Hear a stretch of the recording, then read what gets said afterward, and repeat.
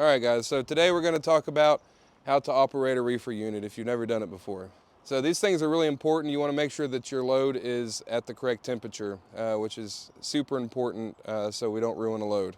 A lot of loads are usually about 34 degrees, but it depends. It'll tell you on the BOL, and it'll also give you some more details as to what temperature, and if you can run it continuous, cycle, what have you. It'll give you all the details you need. And then the broker should also, or dispatch should also be able to tell you as well. So the first thing you got to do is you got to turn it on. When you hit the on button, it's going to take a few minutes and it's going to turn on by itself. You just hit it once and then you wait. Okay, so one thing you got to know about this is you have to pre-cool it before you go get your load. If you're empty and you pick up a trailer, you want it to be at the correct temperature before you get there, especially on a hot day. So you want to pre-cool that. So you should turn this on and set it to the correct temperature at least 1 hour before you get to your destination and pick it up, so it's nice and cold. If your trailer is not at the correct temperature, you won't get loaded from these shippers. All right, so right now the diesel engine is starting. I can show you here as well. This is your set point. This is how you set your temperature. You push the set point, and then you can set the temperature how you want. You can go up or you can go down. So you get it where you want it, you hit yes or no. If you hit yes, it's going to get it to that temperature. New set point is 34 degrees. Okay, so right here is the temperature that it's trying to get to. Right here is your actual temperature. This down arrow shows that it's cooling this number down to this temperature. So eventually it's going to get to this number right here. It's also worth mentioning that your dispatcher and also your paperwork is going to say whether it's cycle or continuous. And what that means, if it's continuous, it means this thing is running all the time. Okay? If it's cycle, it's cutting on, then it's cutting off. And it's doing that just enough to keep the same temperature. But it's really important that we follow the instructions of dispatch and the BOL, whether it's continuous or cycle. This has to be exact. Okay, so this is cycle right here. This is cycle continuous button. Looks like a little face. If you push the button, it's going to say programming cycle mode. So now it's in cycle mode. If you want it continuous, you push it again.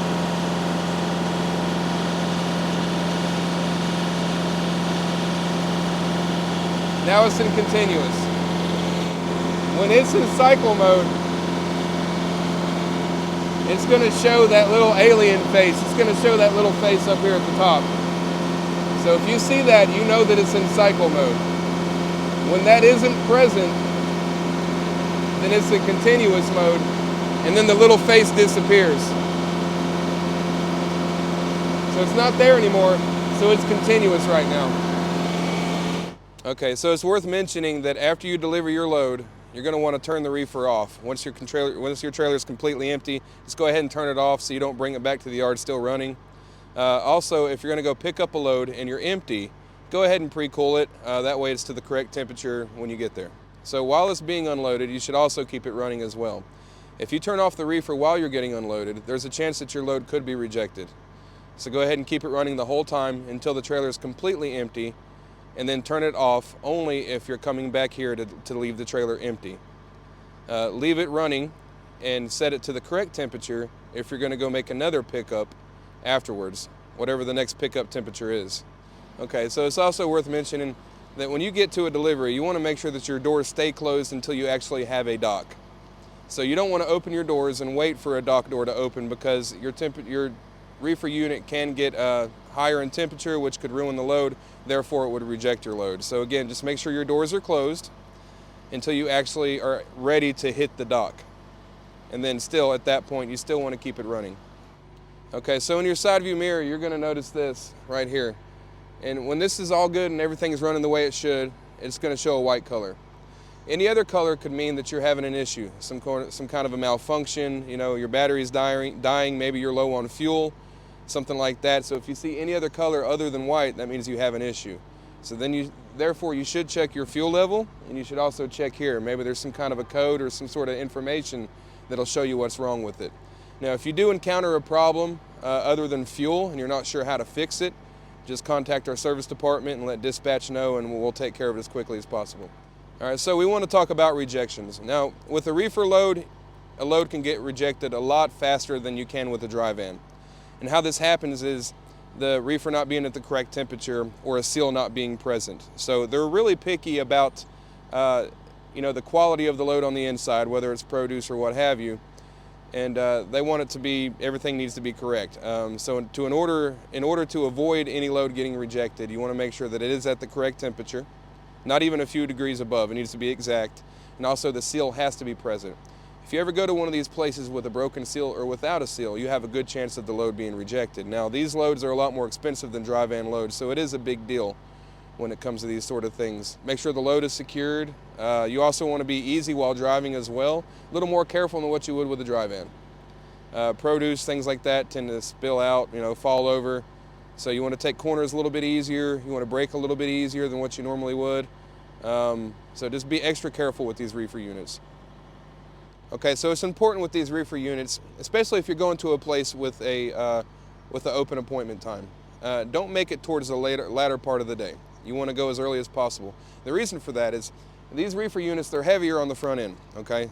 So there's a bigger chance that you could be overweight on your drive axle whenever you go to weigh it. So as soon as you get loaded, you're going to want to go and scale the load and make sure it's at the correct weight. And if it's not, then you actually have time to go back and have them reload it. You don't want to go towards the last part of the day, because if you do that, then you go and scale it and it's too heavy. Well, the place is already closed by the time you get back. This right here puts a lot of extra weight on the drive. So you just want to make sure that you get there as early as possible and get it scaled.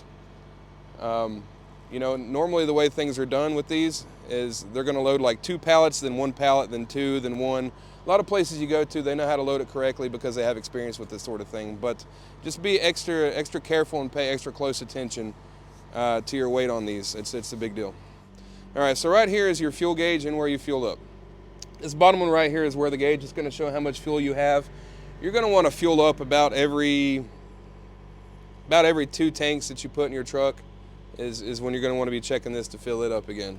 2 or 3 tanks, something like that. So just keep an eye on it daily, just to make sure it's always got plenty of fuel in it. You don't want to be sleeping somewhere or parked somewhere and it run out of fuel on you. It's a big deal. So just keep an eye on that gauge. And then also right here is where you put the diesel in. It does take diesel just like your truck. Okay, so whenever you're dropping the trailer back at the yard, go ahead and make sure the reefer unit is fueled up before you get here, because it could be sitting here or at the other yard for a few days running, and we want to make sure that it doesn't run out while it's sitting here. So just bring it back full if you can. It's going to make a big difference. Okay, so for those of you who don't know how to fuel these up, it's a simple process. When you get to a truck stop, it asks you about reefer, and it asks you about DEF fluid. So most of you know everybody knows how to put in DEF fluid at this point. So it goes in order. You put diesel in the truck first, then you put in DEF, and then you pull the truck forward, and then you put in the reefer fuel. So truck, DEF, reefer, in that order. All right, so when you're fueling up, it's going to ask you specifically about DEF. It's going to ask you specifically about reefer. Make sure you hit the button for that, okay? Once you do fuel up the truck, don't just leave it on the floor and then pull forward after you get your DEF, whatever. Actually put the pump handle back, then get your DEF, right? Then put it back, and then it's gonna prompt you to fuel up your reefer, after that, and that's when you actually pull the handle out again. The reason why is tax differences. We pay taxes on fuel for the truck, but not for, the reefer fuel. So make sure you do that specifically. Make sure it's separate. Don't use the same pump handle, and make sure you put it back each time. That makes a difference as well. All right, so again, this is the color of the light that you're looking for. This means everything's operating normally the way it should be. Any other color, you have an issue. You need to pull over, you need to check it out. You need to check this for any information. You also need to check your fuel level to make sure you have enough fuel. So again, this has to be white. All right, and this right here is how you shut it off. Off button. That's how you turn it off.